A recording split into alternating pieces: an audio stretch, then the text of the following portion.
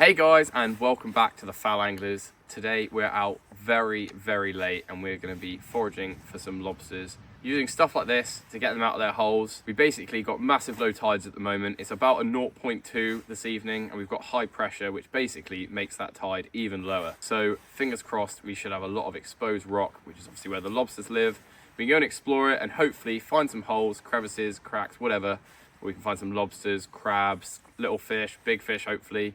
Anything we can find and just film it all. Let's get changed into our waders and make a start. Let's get straight into it. So first rock pool of the evening, we've got a snake locks anemone there.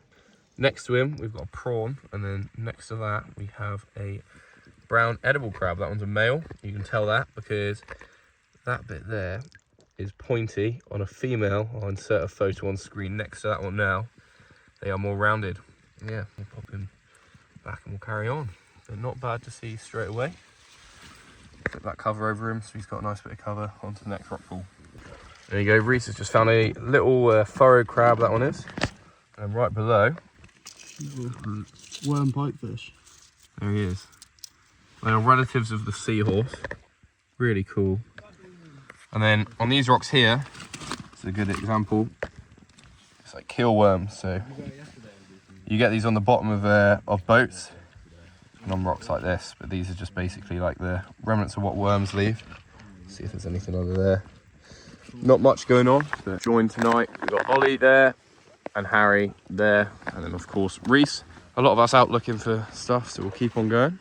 We've got a fair few seaweeds here as well, so at the moment obviously this bit is your kelp, and you can see there how they sort of attach themselves to the floor. It's just like the string of kelp. Here these little caps, they grow into thongweed eventually, so you can see the little sprout bit just there. That will grow into a long stringy bit of weed. And then right next to me here we've got serrated rack.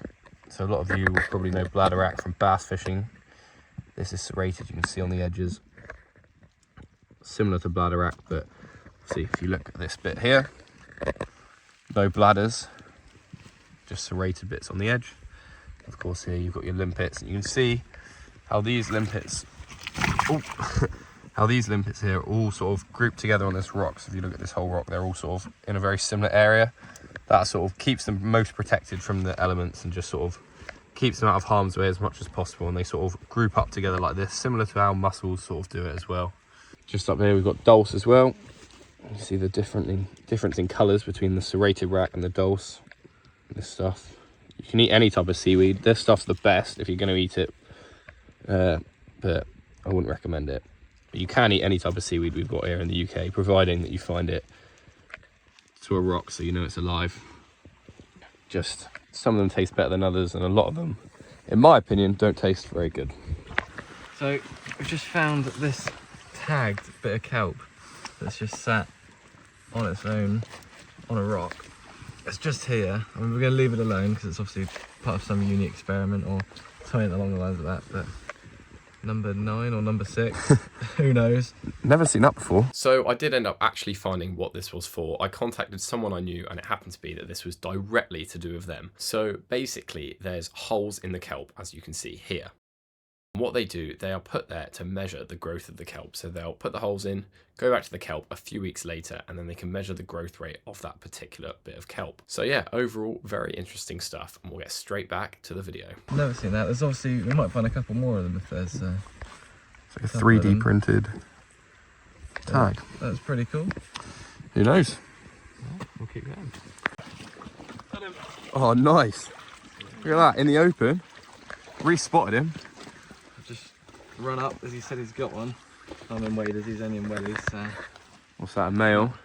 Flip him over. Yeah. Yeah, no V-notches or anything. So, you see there? So if they had V-notches, it would basically mean that someone's found it, and it's either like a big male or a breeding female. And it'd be a V cut out of one of these, and that basically means you can't keep him. And you tell it's a male because you've got these two little balls there. He tried to get me then.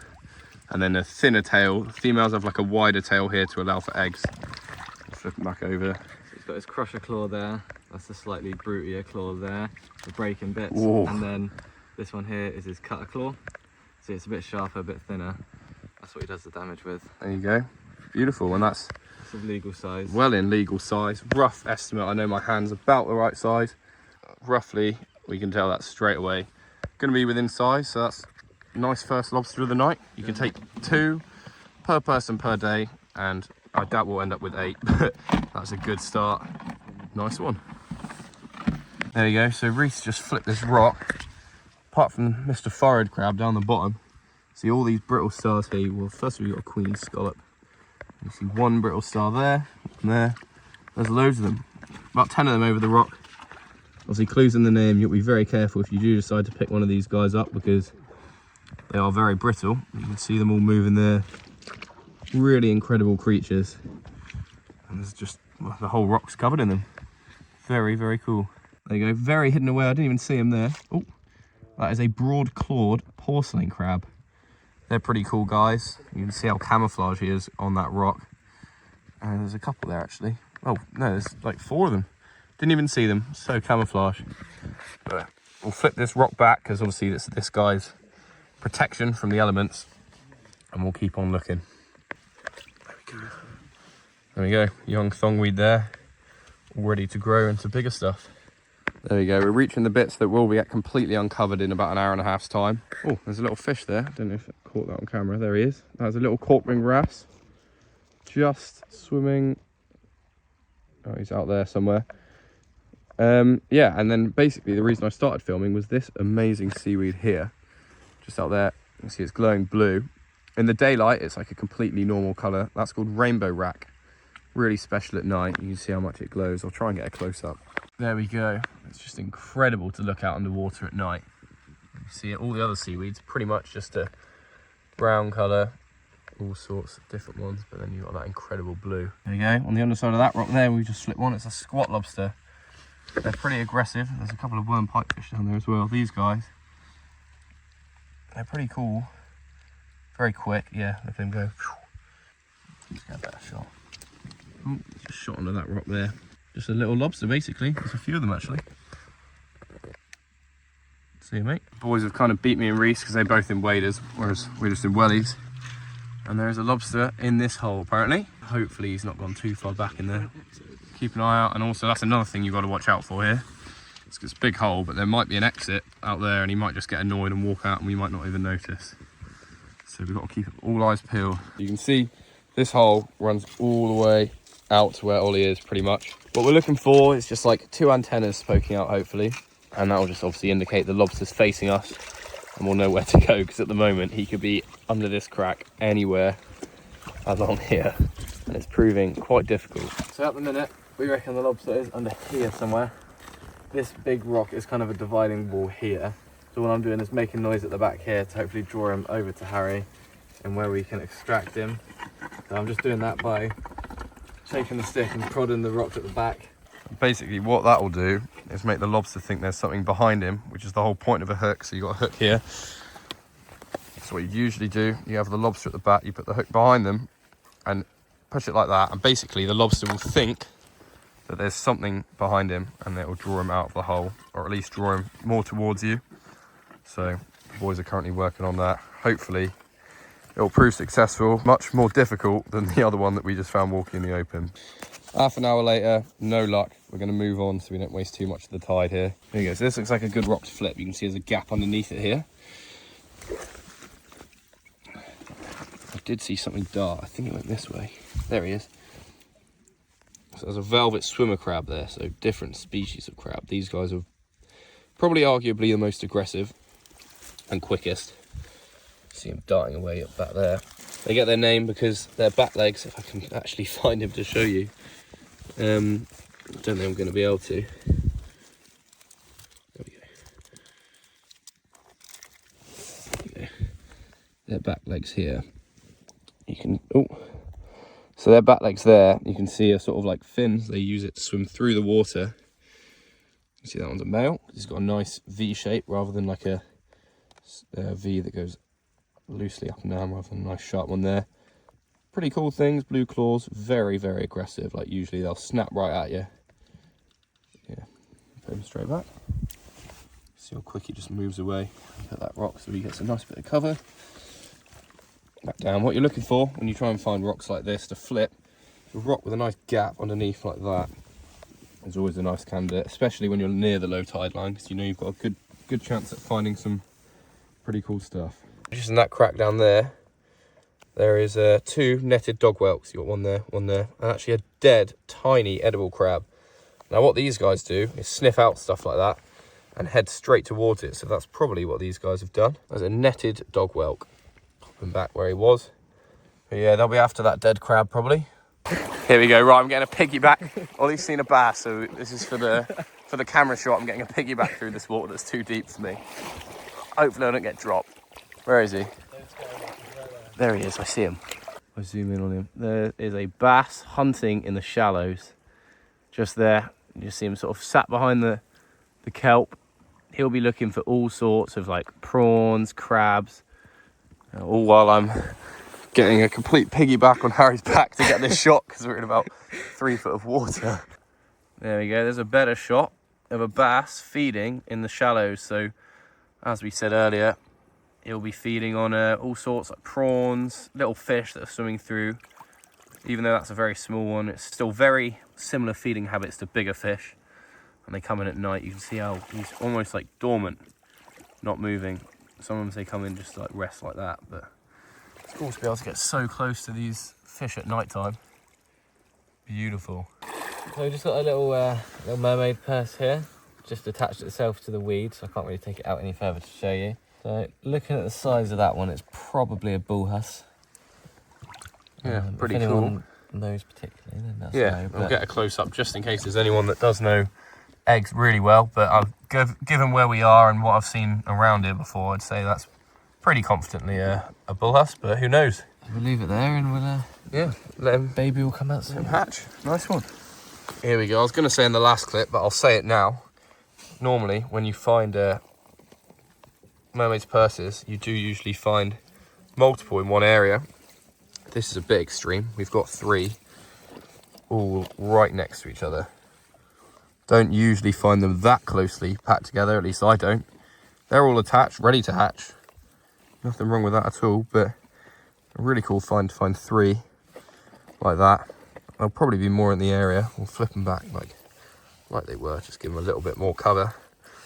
Lovely, really cool to see. And we'll probably find more in this area. You see it's perfect ground for sort of bullhuss.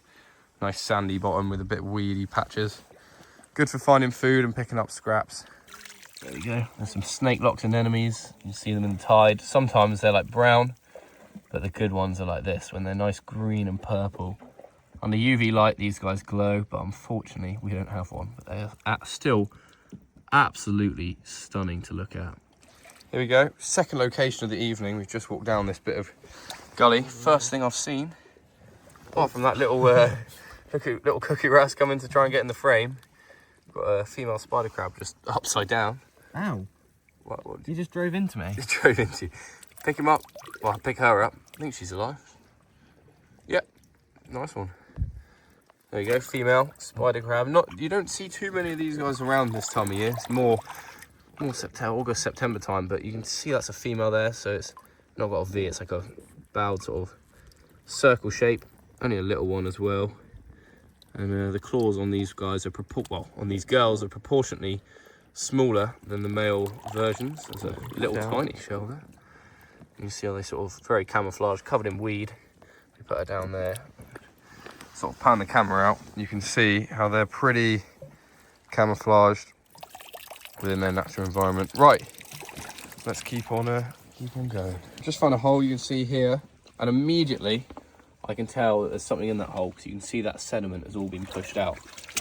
So if we look inside here, you can see right at the back, the torch lighting properly, there is an edible crab just chilling, half in the mud, half not, and you can see how they clean out their holes. So any weed, like this sort of stuff that might have been in the back of that hole has been pushed all the way out to the front.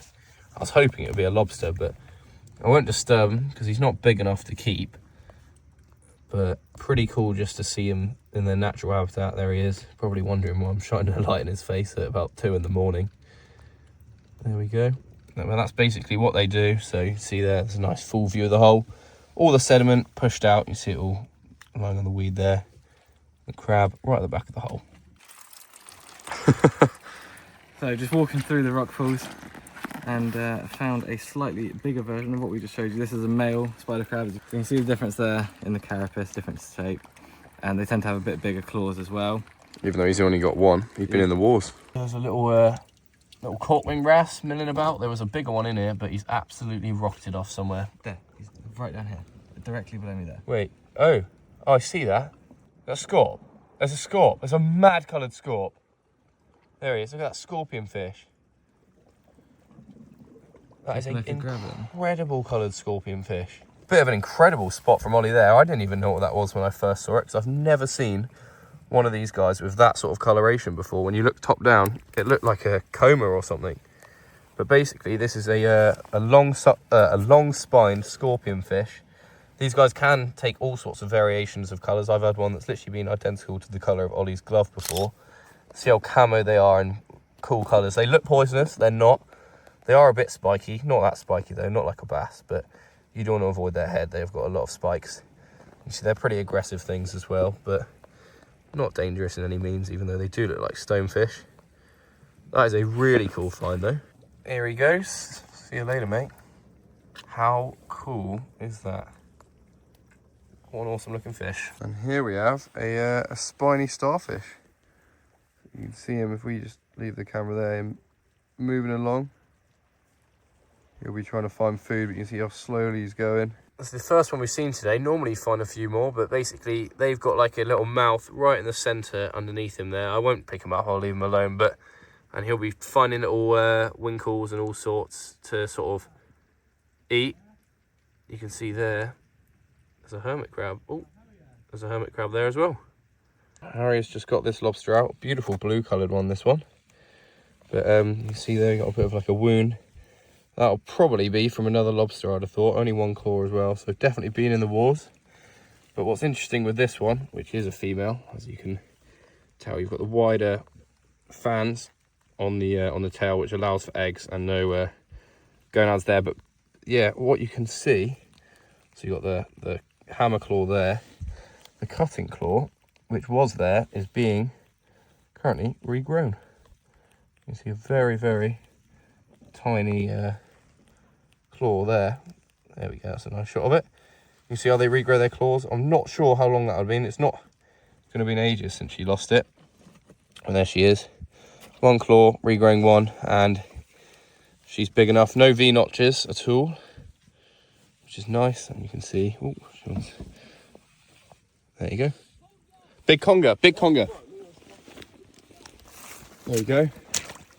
Conger reel. Oh, and you got a wet boot for that there. Let's see if we can catch it. Probably £5 eel there. Hunting the shallows. Just scared Harry, it just splashed out. I'll keep an eye on it, we'll see if we can get it in the bucket. Ooh, I didn't like that, so you don't like the hook. Right, ready? Hopefully don't go into the deep bit. It's gone into the deep bit, no! We're not gonna get that now. Right, come in. What have you found, Ollie? Lobster in the same hole as I had one last time. We had one in that hole last. Right, we know it's possible to get them out now. Get them right in there. I've got a longer hook if you need. Conger reel hoodie, falanglers.co.uk if you want to pick one up. Someone get a torch on it? There he is. He's on his way out. Look at that, he's grabbed the hook. He's not happy at all. He's a very unhappy lobster there. Hold that there. Yeah. Look at that. Alright, come on. Keep that there. We're getting there. There we go. Little prawn scuttling away while Ollie's after his bigger relative. Little dogfish just chilling. Oh, hello, mate. Nice to see you. Breaking him up.